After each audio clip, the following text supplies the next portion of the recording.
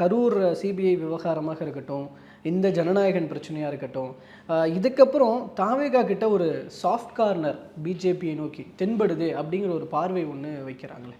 நேற்று கூட கடுமையாக திட்டிருக்காரு. அடிமையாக இருந்திருக்காங்க ஏடிஎம்கே. அது ஏடிஎம்கேவையும் அடிமை யார் அடிமைப்படுத்துறாங்க, யார் அடிமைப்படுத்தினதா சொல்றாரு. பாஜக அடிமைப்படுத்துகிறது அப்படி டைரக்டா சொல்லல. ஆமாங்க, ஒருத்தர் அடங்கி போறது தப்பா, அடக்கிறவர் மேல தப்பா? அடக்கிறவர் தானே தப்பு. அதுதான், அதை ஓப்பனா சொல்லலையே.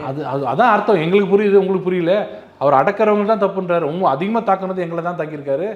இன்னொரு ஜோக் அடிச்சாரு, ஊழல் இல்லாத ஆட்சி கொடுப்பேன் அப்படின்னு சொன்னாரு.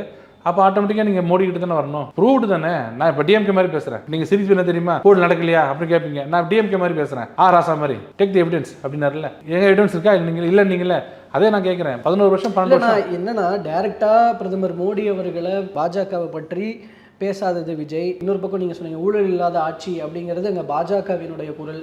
அதே மாதிரி தான் இங்கேயும் பேசுகிறாரு. இப்போ இது கொஞ்சம் அப்படியே பாஜக பக்கம் விஜய் ஒதுங்கி இருக்கிறாரு அப்படின்ற ஒரு புரிதல் தான் வருது பார்க்குறவங்களுக்கு. வராதுங்க. என்ன அவர் சொல்றது தப்புன்னு நான் சொல்கிறேன். ஊழல் இல்லாத ஆட்சின்னு சொல்லிட்டு பாஜக அடிமையாக இருக்குன்னு சொல்றதே கான்ட்ரா தப்பு. பாஜக அடிமையானாலும் தப்பு இல்லை, ஊழலற்ற ஆட்சி. நீ என்ன இப்போ நடத்துக்கிறது என்ன சாதாரண ஆட்சி, ஊழல் நிறைஞ்ச ஆட்சி.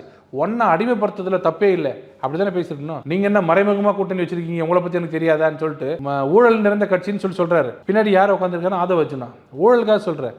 ஒரு என்ன சொல்றதுன்னா ஒரு தாற்பயம், ஒரு லாட்ரி சீட்டை வச்சு என்ன பண்ணாங்கன்னு உலகத்துக்கே தெரியும்.